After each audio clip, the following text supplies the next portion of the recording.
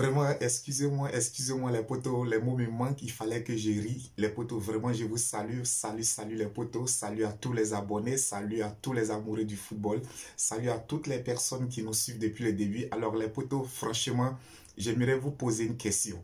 Est-ce qu'aujourd'hui, le football est une science exacte? Est-ce qu'aujourd'hui, quelqu'un peut dire qu'il maîtrise le football, qu'il est le roi des pronostics? Parce que lorsque nous regardons les potos, aujourd'hui, tout ce qui s'est passé lors des matchs retour des éliminatoires de la Coupe du Monde Qatar 2022 zone Afrique, les potos, je dirais vraiment le football est une science inexacte. Les potos, salut, bonsoir à vous. Si tu n'es pas encore abonné à notre chaîne, n'hésite pas à t'abonner. Abonnez-vous, likez, commentez, partagez. Alors les potos, vous avez tout de suite compris. Nous allons aujourd'hui parler essentiellement des matchs retour des éliminatoires de la Coupe du Monde Qatar 2022 zone Afrique. Je pense que les derniers matchs des barrages ont eu lieu aujourd'hui, les potos. Il y a eu tellement de surprises que je me pose la question. Et aujourd'hui, je suis convaincu que ce sport reste le meilleur sport au monde. Nous qui l'aimons, nous qui l'avons choisi, les potos, nous avons bien fait. On se dit juste après le générique pour plus de détails.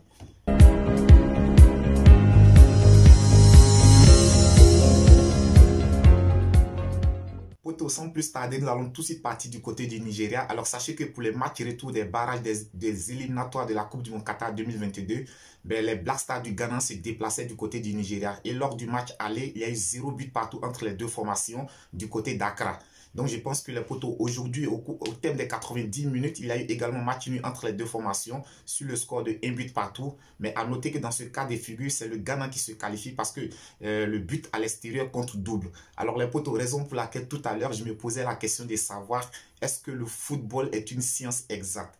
Est-ce que vraiment le football, quelqu'un peut dire je suis fort dans le football? Quelqu'un peut dire que ça ne peut jamais m'arriver dans le football. On a vu le Ghana qui n'a même pas été capable de franchir les matchs de poule lors de la dernière CAN. Aujourd'hui, c'est le Ghana qui est allé éliminer le Nigeria du côté d'Abuja. Les potos, je dirais que c'est une très grosse performance des Black Stars du Ghana.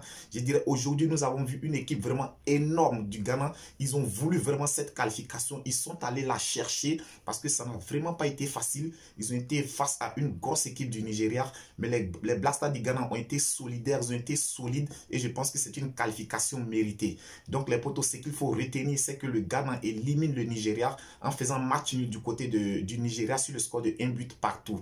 Ensuite, les potos, nous avons le Sénégal qui recevait les Pharaons d'Égypte. Alors, à noter que lors du match aller, les Pharaons d'Égypte s'étaient imposés du côté du Caire sur le score de 1 but à 0. Donc, il fallait obligatoirement que les Lions de la Teranga renverse la vapeur du côté de Dakar et je dirais que c'était vraiment l'effervescence du côté de Dakar. C'est un match qui était vraiment attendu par tout le monde. C'était le duel entre Mohamed Salah et Sadio Mané, les deux coéquipiers de Liverpool. Alors à noter que le champion d'Afrique, les potos, comme on le sait tous, lors de la dernière CAN, la finale avait opposé le Sénégal à l'Égypte et le Sénégal avait emporté sur le score au tir au but. Je pense qu'aujourd'hui également le Sénégal débute son match comme il le faut parce que le Sénégal est bien rentré dans son match. Il ne fallait surtout pas laisser le temps aux Égyptiens de s'organiser défensivement. Les potos, je l'avais dit lors de ma dernière vidéo, l'Égypte irait du côté de Dakar pour défendre son avantage au match aller. Donc, ce que le Sénégal devrait faire, c'était tout de suite d'attaquer, d'entrer tout de suite dans le match. Et je pense que c'est ce qu'ils ont si bien fait. Dès le coup de sifflet de l'arbitre, les Sénégalais ont tout de suite commencé à attaquer. Et comme c'était le cas lors du match aller où l'Égypte avait ouvert le score très tôt dans la rencontre, je pense que les Sénégalais également à la 4e minute ont ouvert le score. Et le fait d'avoir ouvert le score très tôt a permis aux Sénégalais vraiment de mettre le pied sur le ballon, d'avoir le jeu à leur possession, de vraiment être libre dans la tête pour jouer correctement. On a vu une très belle équipe du Sénégal aujourd'hui, les potos. Vraiment, c'est un match de champion que les Sénégalais nous ont sorti. Je dis bravo à Aliou Cissé et toute sa troupe. Je dis bravo à Sadio Mané. Je dis bravo à tout le peuple sénégalais, les potos. Vraiment, c'est une qualification méritée pour les Sénégalais. Alors, les potos, comme je l'ai dit, au thème des 90 minutes, je dirais même au thème des 120 minutes, il y avait 1 but à 0 en faveur du Sénégal. Il a fallu les tirs au but pour départager les deux équipes, comme c'était le cas lors de la dernière finale de la CAN. À cet exercice encore, tout comme lors de la CAN, les Sénégalais ont été encore plus adroits que les Égyptiens. Donc le Sénégal parvient à battre l'Égypte au cours des séances de tirs au but sur le score de 3 buts à 1. Donc à noter les potos, la qualification du Sénégal pour le prochain mondial, tout en éliminant encore une fois de plus l'Égypte. ben, je dirais que l'Égypte n'a vraiment pas démérité. En tout cas, l'Égypte a montré qu'elle est une très très grande nation de football. Donc les potos, à vrai dit, Mohamed Salah, cette année, a été vraiment battu à 2 reprises par son coéquipier en club, Sadio Mané. Donc une fois de plus encore, bravo, bravo, bravo aux Lions de la Teranga. Ensuite, les potos, dans l'autre rencontre, nous avons la Tunisie qui recevait les Aigles du Mali. Alors, 0 but partout entre les deux formations, mais la Tunisie se qualifie parce que lors du match aller, les Tunisiens étaient allés s'imposer du côté de Bamako sur le score de 1 but à 0. Alors, je dirais que cette élimination, vraiment, les Maliens doivent la regretter parce qu'ils avaient là l'opportunité. Je pense qu'ils avaient la possibilité de pouvoir vraiment battre, éliminer cette équipe de la Tunisie. Alors, les Maliens vont aujourd'hui regretter leur non-match du match aller. Au match aller à domicile, les Maliens n'ont pas pu vraiment faire la différence. Je pense qu'aujourd'hui, ils ont payé vraiment cette erreur. Ils ont payé vraiment l'inefficacité lors du match aller. Et c'est ça aussi dans les grandes compétitions. Je pense que souvent, c'est l'expérience qui fait la différence. Et pour cette qualification, l'expérience tunisienne a vraiment fait la différence. Donc, à noter la qualification de la Tunisie aux dépens du Mali. 0 but partout entre les deux formations. Mais au match aller, la Tunisie était allée s'imposer du côté du Mali sur le score de 1 but à 0. Ensuite, les poteaux, dans l'autre rencontre, nous avons le Maroc qui recevait la RDC. À noter, lors du match aller, le Maroc était allé faire match nul du côté de la RDC Congo sur le score de 1 but partout. Au match retour, les poteaux, je dirais que faire match nul, 1 but partout au match aller, c'est un score vraiment flatteur. Il est flatteur, pourquoi? Parce qu'au match retour, tu ne sais pas si tu dois défendre ou attaquer. Donc, je pense que c'est une équation vraiment difficile à résoudre. Et je ne cesserai jamais de le dire, les poteaux, la meilleure manière dans le football de gagner, c'est d'attaquer. Et aujourd'hui, je pense que Vaïd a fait vraiment le bon choix. Le bon choix pour le Maroc aujourd'hui était tout de suite d'attaquer, était tout de suite de presser cette équipe congolaise, ne pas laisser cette équipe congolaise prendre confiance. Et c'est ce que le Maroc a si bien fait. Dès l'entame de la rencontre, ils ont tout de suite commencé à attaquer. Ils ont mis cette équipe sous pression jusqu'à obtenir l'ouverture du score. Je pense qu'après l'ouverture du score, le plus dur du boulot avait été fait. Parce que le plus dur pour les Marocains était d'ouvrir le score. Et après avoir ouvert le score, alors les Congolais ont commencé à douter, les Congolais ont commencé à multiplier des erreurs, à faire beaucoup d'erreurs. Et je pense que cela était encore davantage, d'un très très grand avantage pour l'équipe du Maroc. Donc, lorsque les Congolais ont commencé à multiplier les erreurs, les Congolais ont commencé à vraiment paniquer, ben, ça a permis aux Marocains d'asseoir leur jeu, de profiter des erreurs des Congolais et de corser encore l'addition. Donc les potos, c'était vraiment un très très bon match de la part des Marocains. On a senti une équipe vraiment concentrée. Même lors des hymnes nationales, on a vu que les joueurs marocains étaient vraiment concentrés. Ils sont bien entrés dans leur match. Ils ont très très bien préparé ce match physiquement, tactiquement, moralement. En tout cas, les Marocains étaient vraiment prêts. Ils étaient au-dessus des Congolais. Lorsque nous faisons le bilan sur les deux confrontations, je pense que le Maroc mérite largement sa victoire. Le Maroc mérite largement sa qualification. Donc les potos, ce que nous devons retenir, c'est que le Maroc bat la RDC Congo sur le score sans appel de 4 buts à 1. J'ai dit bien les potos sur le score de 4 buts à 1. Et je pense que la défaite congolaise n'est vraiment pas surprenante parce que les potos, avant même cette rencontre, j'avais déjà essayé de faire un petit micro-trottoir, essayer d'interviewer quelques supporters congolais. Mais je pense que cette réponse que vous entendez là, voilà, cette réponse détermine déjà que le Congo était prêt à perdre ce match. Attends. Bonsoir, monsieur. Ouais, bonsoir. Votre pronostic? La pronostic, c'est vraiment... Allô? Attends. Bonsoir, monsieur. Ouais, bonsoir. Votre pronostic? La pronostic, c'est vraiment... Allô? Donc les potos, ce qu'il va falloir retenir, c'est l'élimination du Congo du côté de Casablanca qui ont été humiliés, qui ont été battus sur le score sans appel de 4 buts à 1. Ensuite, les potos, l'autre grosse rencontre qui était vraiment attendue, c'était le déplacement des Lions intables du Cameroun du côté de l'Algérie.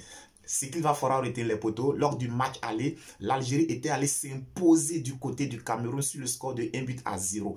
Je pense que c'est une défaite qui avait vraiment fait beaucoup couler d'encre du côté du Cameroun. Même au niveau de l'Algérie, c'était une victoire historique pour les Algériens qui n'avaient jamais battu le Cameroun en compétition officielle. Je pense que les Camerounais n'ont pas digéré cette défaite-là. Et surtout le lion que nous connaissons, le lion Rigobert Song, n'a vraiment pas digéré cette défaite.